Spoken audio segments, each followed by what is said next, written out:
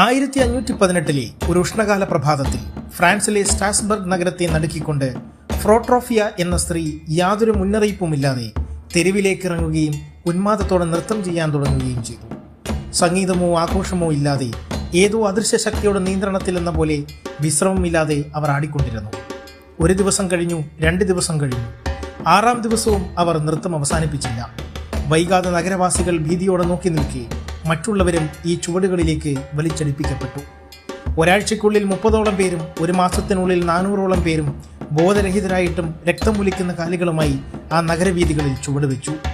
ഇതൊരു രോഗമാണെന്ന് തിരിച്ചറിയുന്നതിന് പകരം കൂടുതൽ നൃത്തം ചെയ്താൽ മാത്രമേ ഈ ഭ്രാന്ത് വിട്ടുമാറൂ എന്ന് അധികാരികൾ തെറ്റായി വിധിയെഴുതി. അവർ നർത്തകർക്കായി നഗരമധ്യത്തിൽ മരത്തട്ടുകൾ പണിയുകയും രാത്രിയെന്നോ പകലെന്നോ ഇല്ലാതെ കൊട്ടിക്കേറാൻ മേളക്കാരെ ഏർപ്പെടുത്തുകയും ചെയ്തു. അതോടെ ദുരന്തം പൂർണ്ണമായി. കത്തുന്ന വേരിൽ ഭക്ഷണവും വെള്ളവും ഇല്ലാതെ ഹൃദയം പൊട്ടി ഓരോരുത്തരായി നൃത്തവേദിയിൽ തന്നെ വീണു മരിച്ചു. തളർച്ചയും ഹൃദയാഘാതവും മൂലം അനേകം പേർ മരണപ്പെട്ട ഈ കൂട്ടഭ്രാന്തിന്റെ യഥാർത്ഥ കാരണം ചരിത്രകാരന്മാർക്കിടയിൽ ഇന്നും ഒരു നിഗൂഢതയാണ്. കടുത്ത പട്ടിണിയും മാനസിക സമ്മർദ്ദവുമാണ് ഇതിന് പിന്നിലെന്ന് ചിലർ വാദിക്കുമ്പോൾ, ധാന്യങ്ങളിലുണ്ടായ ഒരുതരം പൂപ്പൽ ബാധിച്ചതിലൂടെയുണ്ടായ മാനസിക വിഭ്രാന്തിയാണ് ഇത് എന്ന് മറ്റു ചിലർ കരുതുന്നു. കാരണം എന്തുതന്നെയായാലും 1518 ഈ ഡാൻസിംഗ് പ്ലേഗ് ചരിത്രത്തിലെ ഏറ്റവും വിചിത്രമായ ഏടുകളിലൊന്നാണ്.